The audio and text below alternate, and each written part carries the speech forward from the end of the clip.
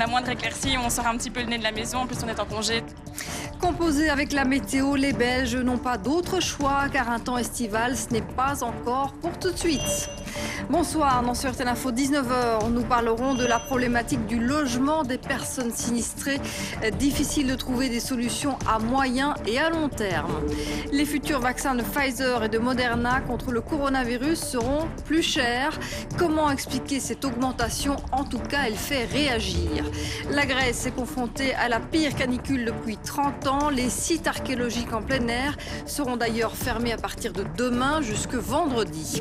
Au JO de Tokyo, une athlète bélarusse a trouvé refuge à l'ambassade de Pologne.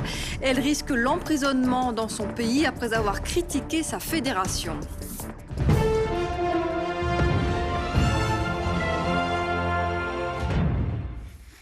Avant toute chose, le sujet numéro 1 de toutes les conversations ce matin, la météo. Encore et toujours de la pluie pour recommencer la semaine. Il y a mieux pour le moral. Mais le Belge est philosophe et profite de la moindre éclaircie pour s'aérer, surtout avec les plus petits. Céline Prel de Nicodron. Pendant quelques instants, le thermomètre approche les 20 degrés sur Charleroi. Pas de temps à perdre, il faut en profiter. Le matin, c'est la première chose qu'on fait, c'est on regarde la météo et voir un petit peu en conséquence de la météo ce qu'on va faire. Pour sortir un peu quand même, pour prendre l'air. Un petit moment de répit après un premier mois de vacances marqué par une météo maussade. C'est le mois de juillet le plus pluvieux en 41 ans. Ça fait beaucoup de bien.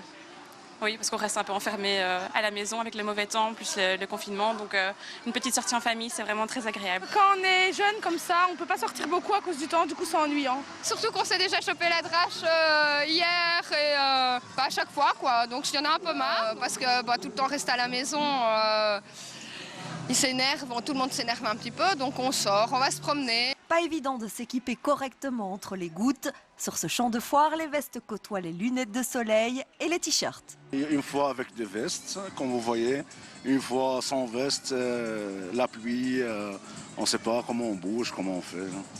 On pète de chaud avec le gilet, on a froid quand on enlève. Ouais, c'est un petit peu contraignant, mais on fait avec. On prend les lunettes parce qu'on y croit quand même, on a vraiment envie d'y croire. De quoi miner le moral de certains. Et surtout quand on est en congé, on ne sait pas en profiter comme on veut. On est des Belges avant tout, donc on sait, on a déjà eu des étés comme ça. C'est vrai que cet été-ci est un peu spécial, mais voilà, on fait avec. Et malheureusement, pas de bonnes nouvelles à l'horizon puisque l'Institut Royal Météorologique a émis une alerte jaune jusque demain soir. On attend de la pluie sur le sud du pays.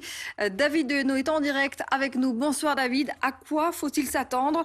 S'agit-il de quantités de pluie importantes? Localement, oui, Caroline. On prévoit quand même entre 15 et 40 litres par mètre carré d'ici demain soir, mais pas partout. Je vais partager mon écran, je vais vous montrer les cartes qui donnent des précipitations. Voilà, nous sommes là. Donc en soirée, surtout sur la partie sud du pays. Et puis durant la nuit, ça remonte un petit peu. En effet, les couleurs bleues et verts, ce sont des précipitations plus intenses. Donc ici, durant la nuit, sur l'entre-Sambre et Meuse, Namur, aussi le sud de Luxembourg, quelque part en Flandre. Et puis des pluies qui vont s'intensifier, des averses qui vont s'intensifier durant la nuit, surtout sur la province de Namur, sud de Liège, nord de Luxembourg. Et puis demain matin, toujours des averses, surtout au sud du Sion, Sambre et Meuse, mais pas partout. Donc il y aura parfois des trous, des éclaircies, des temps secs, mais ça continue et c'est surtout chaque fois au sud du Sion, Sambre et Meuse. Par exemple, la côte restera sec avec souvent du soleil. Donc, en fait, on est un peu malheureux. En Wallonie, pour l'instant, on doit composer avec des averses, localement aussi assez intenses. Mais surtout, est-ce que l'on risque encore de nouvelles inondations dans ces régions, David? D'après le service hydrologique de Wallonie, localement, c'est possible d'avoir la saturation du réseau d'égouttage ou quelques ruissellements, ou peut-être aussi des débordements de petits cours d'eau, mais pas les grands fleuves, normalement pas de manière significative qui seront influencés par les pluies. Mais localement, on craint quand même quelques problèmes, mais ce ne sera pas du tout du même grandeur d'ordre que ce qu'on a vécu le 13 ou le 14 juillet. Certainement pas du tout. David, quand arrivent les bonnes nouvelles et avec elles l'été? Oui, ça c'est une bonne question, Caroline. Pas pour la semaine prochaine, hein, c'est clair. Mais j'ai quand même un peu d'espoir pour la période entre le 11 et le 15 août, avec là une période plus sèche pour toute la Belgique. Je ne dis pas qu'on n'ait pas d'averse, hein, mais quand même des périodes sèches plus importantes, un peu de soleil aussi, des températures toujours un peu trop fraîches pour la saison, avec des valeurs de 20 à 21 degrés. Mais bon, on devrait se contenter de quelques jours avec moins de précipitations, mais on doit encore patienter une bonne semaine. Merci beaucoup David pour toutes ces précisions en direct. Heureusement, les enfants qui sont en stage à l'extérieur ne semblent pas trop perturbés par cette météo, même s'ils auraient préféré évidemment du soleil. Une fois bien équipés, cela n'a plus d'importance. À Charleroi, le reportage de Céline Prel et de Nico Dron. On est venu ici pour pouvoir regarder qu'est-ce qu'on va trouver comme indice. Apprendre à observer la nature ou les empreintes laissées par les animaux, une activité entre les gouttes de pluie qui ne semble pas gêner la plupart des enfants. C'est pas très grave parce qu'on a toujours notre capuche et tout ça. Je préfère le soleil, mais bon, après quand on est en dessous des arbres, ça va, mais sinon quand on est sous la pluie, c'est pas très cool, quoi. La pluie, ça me dérange pas trop, mais avec le soleil, ce serait quand même bien. Il faut dire que les enfants sont relativement bien équipés. D'habitude, ils sont plus en vêtements où ils peuvent être en short t-shirt, le soleil est là, et, ils peuvent être vraiment bien. Et ici, ils doivent plus mettre des vêtements pour pouvoir être sales, parce que la pluie et la boue est présente. Justement, ça les amuse plus, parce qu'ils peuvent rentrer chez eux en étant sales. Si le programme des plus grands n'est pas trop chamboulé, celui des plus petits est adapté, mais reste dans le thème. En extérieur, on peut trouver des pattes d'animaux, et là, du coup, on leur a demandé de faire des pattes d'animaux. Et l'autre groupe réalise des animaux à partir d'éléments naturels. J'ai fait un papillon avec des morceaux de bois et j'ai fait des yeux avec... Je sais pas ce que c'est. Parce que c'est cool de faire des activités et au lieu d'être sous la pluie. Sinon, il fait tout boueux et on peut risquer de glisser. Des enfants aux parents plutôt prévoyants, ils ont presque tous des vêtements de rechange avec eux. Avec ce temps, on imagine que la production des panneaux photovoltaïques a baissé de manière importante. Eh bien, pas vraiment. Seulement une baisse de 10%, car certaines régions du pays ont quand même profité d'une certaine luminosité. Un temps caniculaire n'est pas souhaitable non plus pour ce genre d'installation. Les explications de Christophe Clément et Alain Ougardi. Un temps gris et pluvieux. Depuis plusieurs semaines, de nombreux propriétaires de panneaux photovoltaïques déplorent une diminution de leur production d'électricité par rapport à un mois de juillet normal. Oui, forcément, parce qu'il y a eu beaucoup moins de soleil, mais ça produit quand même un minimum, quoi. Je prends ce qui vient. Depuis le début du mois de juillet, le rayonnement solaire relevé par l'Institut royal météorologique est inférieur d'environ 11% par rapport à un été normal. La production d'électricité suit la même courbe, une tendance globale qui cache en réalité des différences régionales. La Flandre a eu un ensoleillement globalement assez correct, assez normal, mais des régions comme Saint-Hubert, par exemple, au-dessus de Saint-Hubert, c'est là qu'on a une perte d'environ presque 20% de productivité au mois de juillet. En revanche, contrairement à d'autres étés, le rendement des panneaux n'a pas été affecté par des températures trop élevées. Le mois de juillet n'a pas été très chaud, eh bien les panneaux ont très bien produit, à l'inverse d'un été caniculaire, et la chaleur n'est pas très bonne pour la production, enfin la chaleur fait diminuer la production des panneaux solaires. Le photovoltaïque fournit 6% de la consommation électrique belge. La baisse de production constatée depuis un mois n'aura donc pas d'impact sur le marché global. À propos d'électricité, l'opérateur RESA indique que 93% des habitations qui avaient été privées d'électricité dans les zones sinistrées ont à présent retrouvé du courant. De nombreux sinistrés ne peuvent toujours pas regagner leur domicile depuis près de 3 semaines. Certains d'entre eux sont hébergés à l'hôtel. C'est le cas notamment à Liège. Un coût pris en charge soit par l'assurance, soit par la ville. Impossible actuellement de savoir combien de temps ils vont séjourner là-bas. Julien Modave, Arnaud Sorex. 3 semaines d'hôtel. A priori, c'est un cadeau. Mais lorsqu'on y est forcé, comme André, qui a été sauvé des eaux par le toit, c'est que son retour est impossible. Et donc, ça n'a plus rien des vacances. On cherche un appartement ou une petite maison pour pouvoir être logé. Et vous avez envie de retourner dans votre maison? Non. Comment non? C'est un trop laid souvenir.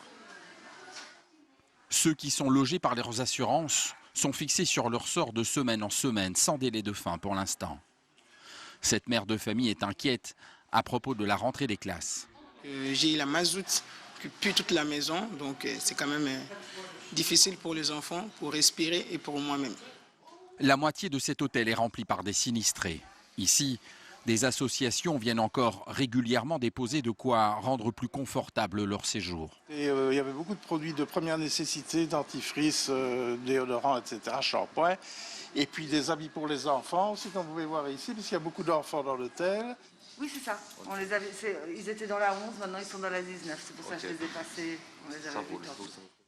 Tous les jours, les services sociaux de la ville comptent les familles qui sont encore dans le besoin. Chaque cas est un cas.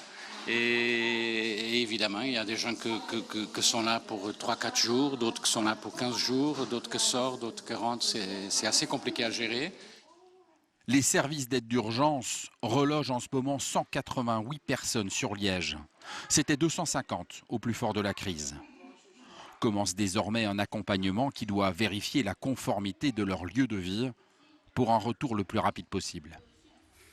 Reloger les habitants sinistrés à moyen et à long terme, c'est bien le problème qui occupe les bourgmestres. Le directeur général du CPS de Chaudfontaine a même lancé un appel en direct sur notre antenne ce midi pour louer ou prêter des caravanes à installer près des habitations qui doivent être rénovées. On l'écoute.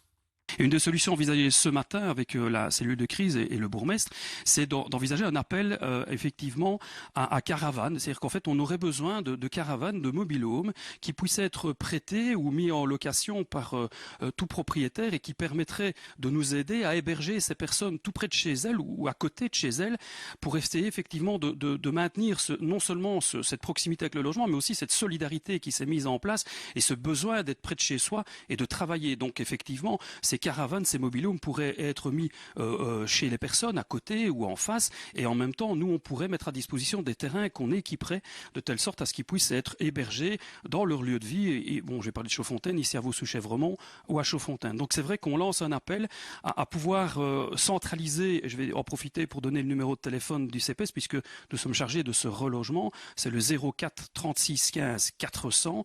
C'est à ce numéro qu'il faudrait pouvoir nous faire des propositions pour pouvoir bénéficier de ce type de logement précaire bien sûr, mais qui nous permettrait pendant 3 mois de pouvoir mettre en branle, je dirais, la possibilité d'avoir à disposition des containers qui seraient alors là plus pérennes pour une période qui durerait, allez, on va dire 1 an maximum, le temps de remettre dans la mesure du possible tous les logements en état.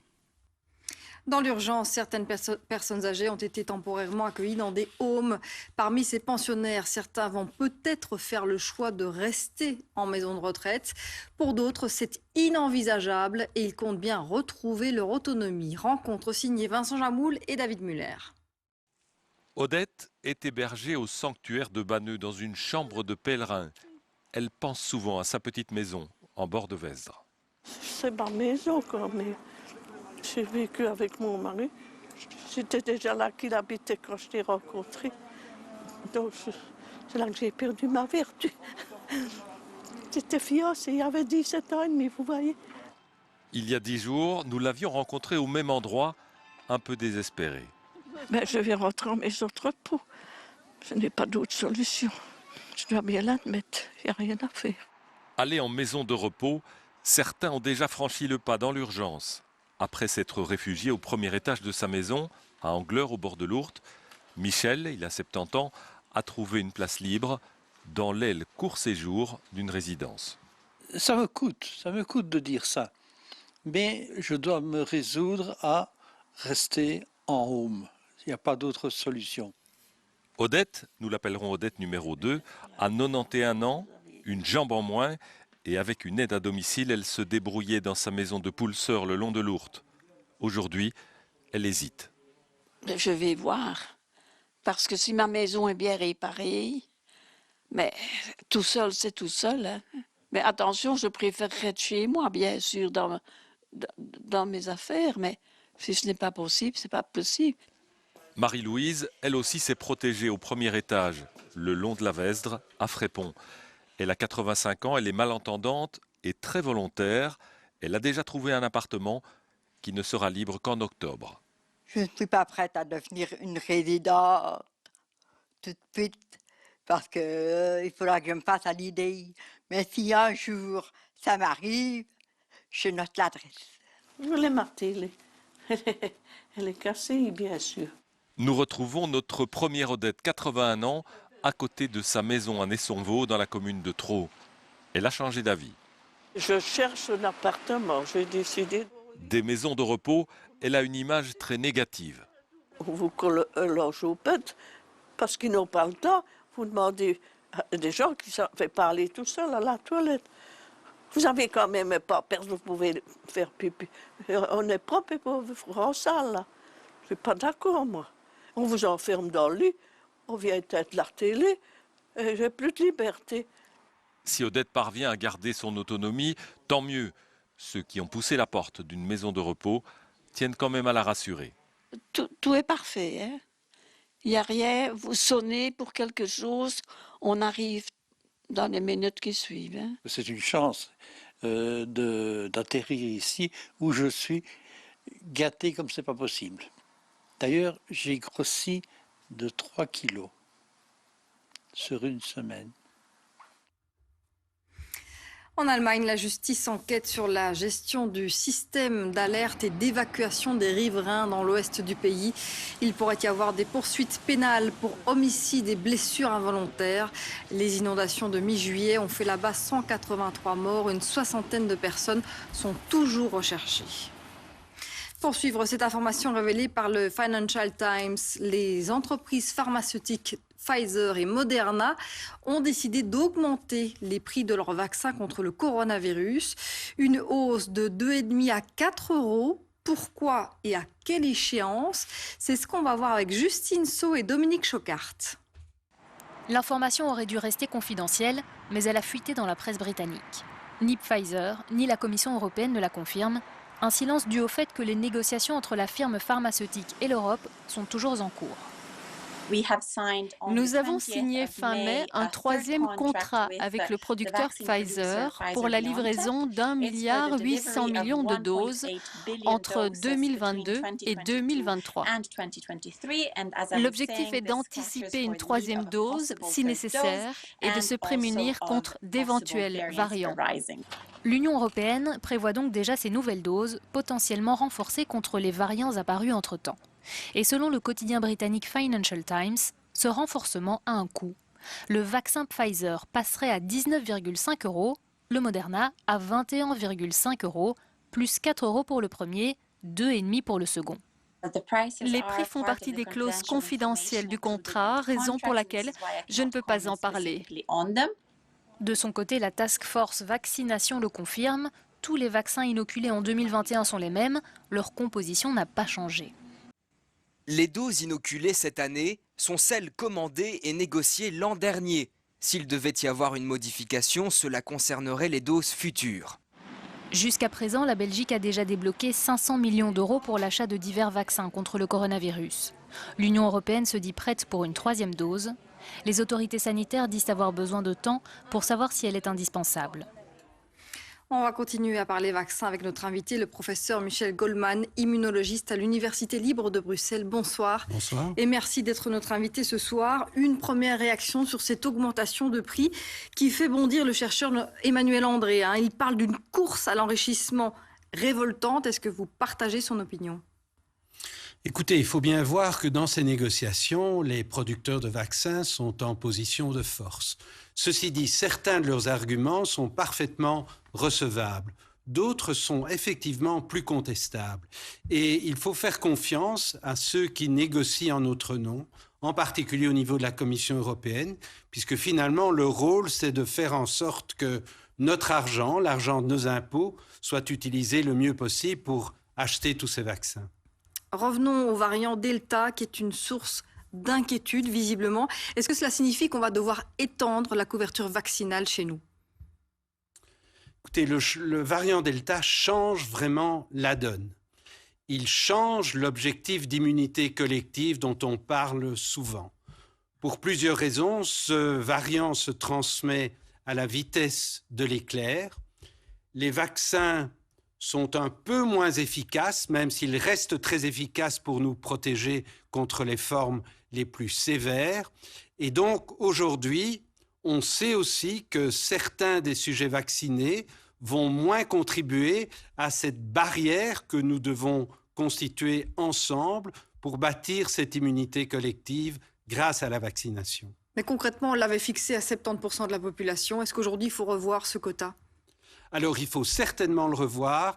Le pourcentage réel est certainement supérieur, même supérieur à 80%, mais personne n'est capable aujourd'hui de vous donner un chiffre magique, simplement parce que même parmi les sujets vaccinés, comme je l'ai dit, nous ne contribuons tous pas de la même manière à faire barrage au virus. Les plus âgés, ceux qui sont immunodéprimés, vont être beaucoup moins performants pour empêcher le virus de continuer à se propager.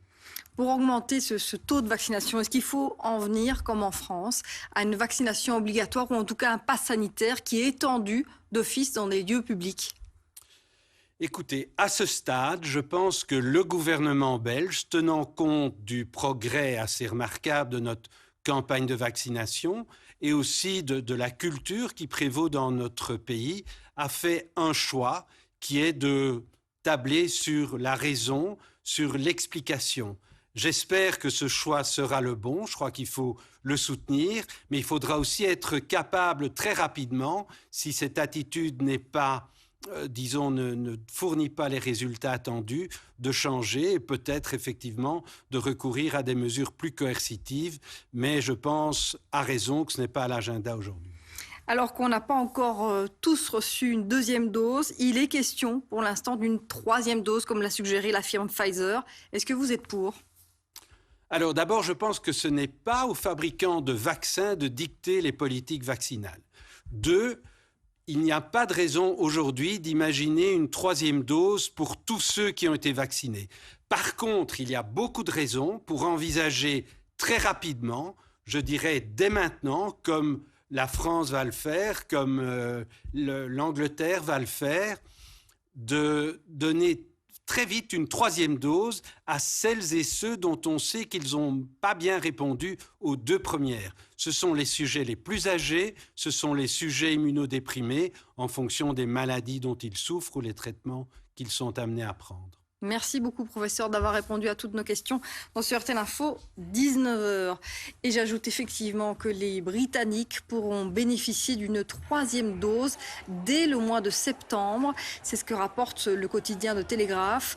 Vu la propagation du variant Delta, plus contagieux, et la diminution de l'efficacité du vaccin dans le temps, une troisième dose est donc envisagée. Les Britanniques pourraient dès lors prétendre à une nouvelle injection dès le 6 septembre prochain. Le vaccin contre le Covid-19 continue de poser certaines questions. Vous pouvez nous les adresser via le bouton orange de notre site internet. Et pour y répondre ce soir, Amélie Schild nous a rejoint. Bonsoir Amélie. Bonsoir Caroline. Alors c'est une question qui nous est posée par Camille. Elle nous dit ceci: comme beaucoup de mes amis, je n'ai plus mes règles depuis que j'ai été vaccinée. Est-ce lié et dois-je m'inquiéter ? Alors concrètement, est-ce que le vaccin peut avoir un impact sur les règles ? D'abord, il faut savoir qu'au moment des essais cliniques, ça n'a jamais été répertorié pour aucun des 4 vaccins. Mais c'est vrai que depuis que la campagne de vaccination est en cours, il y a un certain nombre de femmes qui ont remarqué et qui ont signalé un changement dans leur cycle menstruel après le vaccin. Donc par exemple des règles plus espacées ou des règles plus douloureuse. Mais ce qui est très compliqué, c'est d'établir éventuellement ce lien. On ne sait pas aujourd'hui si ce lien existe vraiment ou pas. Il y a l'Agence française du médicament qui a mené une enquête, qui a effectivement relevé des cas, sans pouvoir encore une fois vraiment établir ce lien, mais qui considère que c'est de l'ordre du possible. Et maintenant, ça va être analysé au niveau européen. Mais ce qui est très compliqué, Caroline, dans cette histoire, c'est que finalement, le cycle menstruel, il peut être modifié par toute une série de facteurs, et notamment des facteurs psychologiques comme la fatigue, comme le stress et même parfois le stress provoqué par cette épidémie ou par le vaccin. Enfin, il faut savoir que lorsqu'on est vacciné, on va générer une réaction inflammatoire. Ça aussi, ça peut avoir une influence éventuellement sur le cycle. Donc très concrètement, si vous constatez un gros retard dans vos règles après avoir été vacciné, écoutez les conseils de ce gynécologue interrogé par Julien Maudave et Arnaud Serex. Le premier cas de figure, ce sont les patientes qui sont sous contraception, peu importe que ce soit la pilule, contraception orale ou une autre. À ce moment-là, si elles ont une petite perturbation de leur cycle, il n'y a pas véritablement, ou il y a peu de risques de grossesse derrière. Et donc, je pense qu'elles peuvent attendre le cycle suivant pour voir si leurs règles reviennent de façon normale. Par contre, il y a l'autre cas de figure qui sont les patientes qui n'ont bénéficié d'aucune contraception, où là, si au bout d'une semaine, elles n'ont toujours pas leurs règles, la première chose à faire, c'est peut-être de faire d'abord un test de grossesse et éventuellement de consulter son gynécologue si les choses ne se remettent pas en ordre dans les jours qui suivent. Voilà pour ces explications. Merci beaucoup Amélie. Et je rappelle qu'on peut retrouver toutes ces réponses à tout moment via l'application RTL Info. Une information concernant le certificat Covid. Il est désormais accessible aux moins de 18 ans qui peuvent le télécharger sur leur smartphone. Ce sera plus pratique pour les voyages, mais aussi pour les événements autorisés à partir du 13 août. Jusqu'ici, le certificat Covid a été téléchargé par 2,6 millions de Belges depuis son lancement mi-juin. Dans la suite de ce RTL Info, 19h, nous prendrons des nouvelles des Belges qui se trouvent à Rhodes où des incendies ont éclaté. Pour ou contre la tradition, la question divise les habitants de Ploegseert. Une pétition circule pour que les cloches de l'église sonnent à nouveau pendant la nuit. Avant cela, dans l'actualité, il y a aussi donc la pire canicule depuis 30 ans en Grèce. Le mercure a atteint plus de 40 degrés. Le ministre de la Culture annonce que tous les sites archéologiques en plein air seront fermés à partir de demain jusque vendredi. Julien Crête. L'acropole, privée de ses visiteurs ces dernières heures, et ce pour plusieurs jours. Une décision des autorités prise dans l'urgence. Depuis ce week-end, la Grèce connaît en effet sa pire canicule depuis 1987. Des températures qui dépassent largement les 40 degrés. Les conditions sont difficiles pour les touristes sur place. La vague de chaleur elle est compliquée dans la mesure où même si on était habitué, la semaine dernière on était en Croatie et en Croatie il faisait déjà très chaud, mais là on est clairement passé sur un niveau supérieur. Et en ce qui concerne les visites, on ne s'attendait pas à ce que les lieux touristiques soient fermés si tôt. Et en l'occurrence, on n'a pas pu visiter l'acropole et le Panthéon ce matin. C'est incroyable, c'est une belle journée, mais il fait si chaud. Partout dans le pays, des moyens dérisoires sont utilisés pour faire face aux pics de chaleur, de l'eau vaporisée ou de simples ombrelles. Les fontaines sont devenues des biens précieux. Ces températures records amènent les Grecs à consommer plus d'électricité pour refroidir les maisons. Un message leur est adressé. La demande d'électricité crée une charge importante pour le système. Je tiens à rassurer les Grecs. Nous faisons tout notre possible pour sécuriser l'électricité, mais nous leur demandons aussi de nous aider. En juillet 1987, les canicules avaient fait plus d'1 millier de morts en raison du manque de climatisation et de la pollution atmosphérique. Cela inquiète les autorités. Ajoutez à cela des feux de forêt, notamment sur l'île de Rhodes. Des touristes belges nous ont contactés. Ils n'ont heureusement pas dû être évacués, mais ils aperçoivent les fumées depuis leur hôtel. Amélie Schilt. Ce couple de Bruxellois est arrivé samedi pour 10 jours de vacances sur l'île de Rhodes. À peine arrivé, il sort se promener dans les environs et remarque un incendie, sans que l'hôtel puisse vraiment les renseigner. Il y avait de la fumée un petit peu au loin. Voilà, on ne s'est pas plus inquiété que ça, on s'est demandé ce que c'était, on a fait des photos, etc. Et après, un petit peu plus tard dans l'après-midi, de retour à l'hôtel, là vraiment il y a eu de la fumée beaucoup plus importante, le soleil était complètement caché, on a eu des cendres dans la piscine. Moi je me rappelle avoir demandé au bar, mais qu'est-ce que c'est cette fumée? On nous avait dit c'est la Turquie. En fait, c'est bien à Rhodes, en Grèce, qu'un nouvel incendie a démarré. On a reçu un message de la part d'iPhone, une alerte en fait par rapport à une évacuation sur notre position. On n'avait aucune indication, le vent changeait fortement. Une fois la fumée partait à droite, une fois à gauche, une fois enfin voilà, dans tous les sens. Finalement, ces vacanciers belges échappent à une évacuation. Leur hôtel se retrouve sans électricité, mais restent en dehors du périmètre de l'incendie. Sous des températures caniculaires, jusqu'à 45 degrés, les incendies se multiplient en Grèce. Plus de 3000 hectares de pinèdes et d'oliveraies ont brûlé dans le Péloponnèse. Le tour opérateur TUI a précisé qu'aucun de ces voyageurs n'a dû être évacué. Le sud de l'Italie aussi fait face à une vague de chaleur et à des incendies. 800 départs de feu ont été enregistrés en fin de semaine, en majorité en Sicile. Des départs de feu criminels facilités par la chaleur et la sécheresse. L'Union européenne a envoyé 3 avions bombardiers d'eau pour aider la Turquie dans sa lutte contre les incendies qui ravagent depuis 6 jours le sud du pays. 130 incendies, dont 7 sont toujours actifs. On déplore 8 victimes. Chantal Monet, Xavier Gérard. La situation n'est pas encore sous contrôle à Marmaris. Ici aussi, des volontaires viennent en aide aux 4000 pompiers qui, à travers la Turquie, luttent contre les feux. 35 provinces sont touchées. Certains habitants ont assisté, impuissants, à la destruction de leurs maisons. Cela fait 3 jours que ça brûlait. On attendait que le feu soit maîtrisé. Une fois que les flammes se sont approchées et que le vent a commencé à souffler, le feu a complètement ravagé le village. C'est un désastre. L'Union européenne a envoyé 3 Canadair. Avant cela, la Turquie avait déjà dû emprunter des avions auprès de la Russie, l'Ukraine, l'Azerbaïdjan et l'Iran. Le pays ne dispose pas de bombardiers d'eau, alors qu'un tiers de son territoire est boisé et montagneux, ce qui a valu des critiques au président Erdogan. La vague de chaleur se poursuit, 49 degrés il y a quelques jours en Anatolie, 40 encore aujourd'hui à Antalya. Les habitants et les touristes sont évacués par bateau, car beaucoup de routes sont impraticables. Il y a quelque chose qui a changé. Je n'ai jamais vu cela avant. On avait des petits feux, mais pas une pareille dévastation. Et ce n'est pas qu'ici, c'est partout. Dans les montagnes aussi, beaucoup d'agriculteurs ont tout perdu. Ils ont à peine eu le temps de se sauver. On était paniqués. On avait peur d'être pris dans les flammes. Mes clés sont d'ailleurs restées sur la porte. J'ai juste pris un sac et je suis montée dans la voiture. Sur les 130 incendies, 7 ne sont toujours pas maîtrisés. Des feux qui ont déjà fait 8 morts en 6 jours. Chez nous, le personnel navigant de Brussels Airlines a manifesté ce matin dans le hall des départs de Brussels Airport.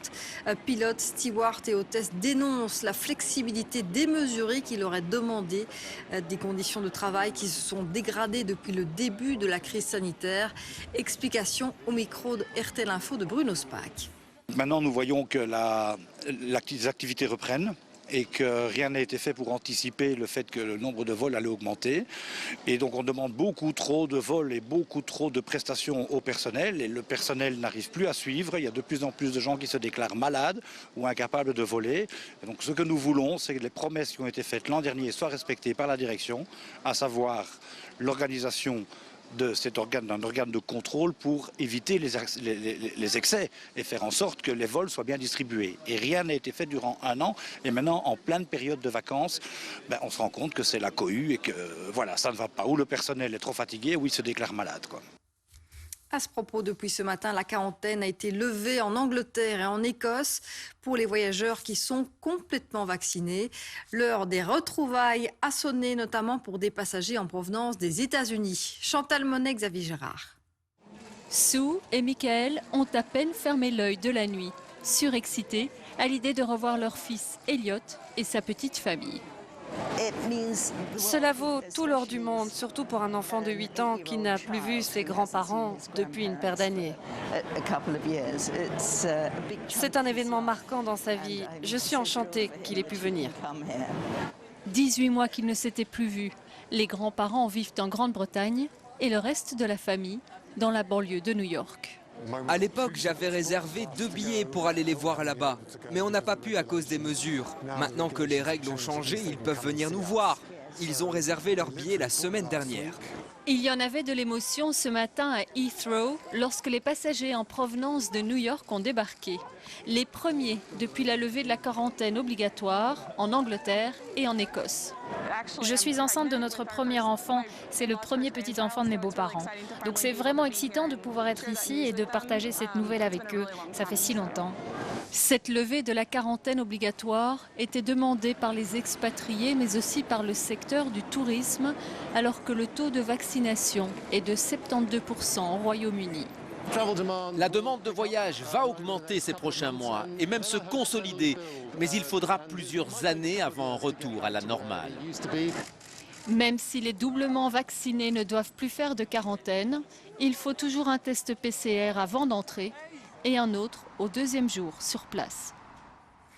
Plus de 700 migrants tentant de traverser la Méditerranée à bord d'embarcations de fortune ont été secourus durant le week-end, notamment au large de Malte et de la Libye. C'est ce qu'a annoncé l'ONG SOS Méditerranée. Parmi les rescapés, des femmes enceintes, des mineurs non accompagnés. Il n'est pas encore déterminé dans quel port sûr ces personnes pourront débarquer.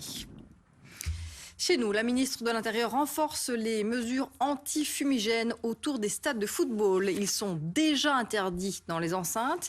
Ils le seront désormais bannis aussi 48 heures avant les matchs et après. Objectif, éviter d'endommager les bus des équipes qui sont régulièrement pris pour cible. Alima Mouensali, Marjorie Félinger. Fumigènes, pétards, feux de Bengale, en marge des matchs de football. Un véritable enfer pour les joueurs, mais aussi pour les autres professionnels, comme les chauffeurs de bus des clubs. Ça parle d'une bonne intention, mais je pense que les gens ne se rendent pas compte de la dangerosité des produits employés et des dégâts que ça fait. Moi, j'ai mon véhicule, il a eu des brûlures, j'en ai pour 10 000 € de réparation, donc c'est vraiment triste. L'utilisation de matériel pyrotechnique est en principe déjà interdite dans et aux alentours des stades. Mais le nombre d'infractions est en augmentation. Il est passé de 133 à 388 entre 2015 et 2019. La ministre de l'Intérieur entend donc faire preuve d'une plus grande sévérité. On va augmenter les amendes et l'interdiction d'aller dans le stade pour les gens qui utilisent ou qui disposent du feu Bengale. Et on va élargir la période dans laquelle l'interdiction est valable. Maintenant, c'est 5 heures avant le match. On va l'élargir à 48 heures. La manipulation de feux de Bengale sera désormais passible d'une amende de 1 000 € et d'une interdiction de stade durant 2 ans. Des mesures que les chauffeurs accueillent positivement. Les fumées sont pour nous un facteur de stress inutile. Je n'ose même pas imaginer le traumatisme que ça causerait si je devais renverser quelqu'un parce que je ne vois rien. Une campagne de prévention est également prévue au sein des clubs pour sensibiliser à la dangerosité de la pyrotechnie et en interdire sa promotion. Une affaire secoue le comité olympique international. Le sort d'une athlète bélarusse qui a failli être expulsée de Tokyo de force après avoir critiqué les instances sportives de son pays. Elle a finalement pu obtenir un visa humanitaire à l'ambassade de Pologne à Tokyo. La sprinteuse craint d'être emprisonnée si elle retourne dans son pays. Nicolas Loïc. Elle devait disputer ce lundi les séries du 200 mètres. Mais hier soir, Kristina Tsimanouskaya reçoit l'ordre de plier bagages. Emmenée de force à l'aéroport international de Tokyo, l'athlète refuse d'embarquer dans un vol retour pour la Biélorussie. Elle craint d'y être emprisonnée. Je demande au comité international olympique de m'aider. J'ai subi des pressions et on essaie de me faire partir du pays sans mon accord. La sprinteuse biélorusse a multiplié les critiques contre son staff cette semaine. Sur Instagram, elle se dit obligée de remplacer au relais 4x400 mètres des athlètes biélorusses privés de JO. Ceux-ci n'auraient pas effectué assez de contrôles antidopage. Pourquoi devons-nous payer pour vos erreurs? C'est de l'arbitraire tout ça. On a décidé de tout faire dans mon dos. Un an plus tôt, elle apportait son soutien à des manifestations contre le président Alexandre Loukachenko. Selon plusieurs sources, la décision d'hier soir pourrait venir du président lui-même. Sachant que le responsable du comité olympique biélorusse est quelqu'un de la famille M. Loukachenko, ça n'est évidemment pas surprenant du tout que ce dernier soit impliqué dans la décision. Rapidement, l'affaire prend une tournure politique et européenne. Ça montre que notre voisin, puisque ce n'est pas très loin de Paris, Biélorusse, est une dictature à l'ancienne, dans tout ce qui est de pire dans une dictature, le contrôle, la censure, la violence. Plusieurs pays comme l'Allemagne somme la Biélorussie de respecter les droits de ses citoyens. Kristina reçoit des propositions d'accueil de la Slovénie ou encore de la Tchéquie. Elle choisit l'ambassade de Pologne, pays qui abrite de nombreux dissidents biélorusses. L'athlète a son visa humanitaire. Elle devrait quitter Tokyo cette semaine. Toujours en athlétisme, le Belge Jonathan Sakor a été éliminé en demi-finale du 400 mètres messieurs aujourd'hui. Il a terminé 8e et dernier de la première demi-finale en 45 secondes 88. Quant au Belge Kevin Borlée, il a renoncé aux demi-finales du 400 mètres individuel aujourd'hui. Il ressent une gêne à l'ischio-jambier et ne veut pas mettre en péril le relais belge du 4 x 400 mètres. Et puis un mot des Belgian Cats qui affronteront le Japon en quart de finale du tournoi olympique de basket féminin mercredi, après le tirage au sort aujourd'hui à Tokyo. On vous emmène à présent à Ploegsteert où une pétition circule pour que les cloches de l'église sonnent à nouveau pendant la nuit. Une trêve a été installée suite à la demande d'une famille de la région, mais les habitants tiennent à leur tradition. Il faudra trouver un compromis. Julien Crête, Guillaume Wils. C'est un bruit qui pourrait en irriter plus d'un pendant la nuit, mais qui ici, à Ploegsteert, est défendu par les citoyens. Depuis quelques jours, suite à la demande d'une famille, les cloches ne sonnent plus entre 21h et 8h du matin. Un changement qui perturbe José notamment. On est habitué à ça, oui, ça manque. Et ça manque à la plupart des gens. Donc, oui. Ça fait pas trop de bruit la nuit ? Moi non, on n'entend plus. Et depuis peu, une pétition circule dans le cœur du village. 220 signatures et des affiches qui fleurissent pour un retour à la tradition. Ça fait partie un peu de notre patrimoine et c'est un peu aussi une culture qu'on a et je trouve que ça a encore été une décision qui n'a pas été en concertation avec la population. Suite à la demande d'une famille qui évoque le problème de santé d'un enfant, la paroisse dans un premier temps a décidé d'installer cette trêve. Pour le futur, renseignement pris, ce sera à la commune de trancher, car l'église n'est responsable de ces bruits que lorsqu'il s'agit d'annoncer les messes. Maintenant, si c'est à nous de choisir l'une ou l'autre solution, on prendra nos responsabilités, oui. Ce soir, le collectif qui a lancé la pétition va se réunir à nouveau. Son but reste le même, avec toutefois une volonté d'apaisement. On veut aussi que le village garde ses valeurs, c'est-à-dire son lien social, son unité, et on ne veut pas entrer dans une polémique qui n'a pas lieu d'être. Par contre, nous souhaitons vraiment le retour du son génial de nos cloches. Contacté ce matin, l'évêché confirme pour ses dossiers son souhait d'éviter les nuisances aux citoyens. Il encouragerait plutôt les trêves nocturnes. Avant de se quitter, je vous rappelle cette alerte jaune lancée par l'IRM jusque demain soir. On attend encore d'abondantes pluies au sud du pays, notamment sur les provinces de Liège, Namur et Luxembourg. C'est la fin de RTL Info, 19h. Merci de l'avoir suivi. Les prévisions météo complètes de Vanessa Matagne arrivent dans un instant. Encore une semaine mitigée. L'info revient demain à 13h en compagnie d'Olivier Sconians. Quant à nous, on se retrouve à 19h. Passez une très belle soirée. À demain. RTL Info continue en radio, sur Internet et sur les applications mobiles.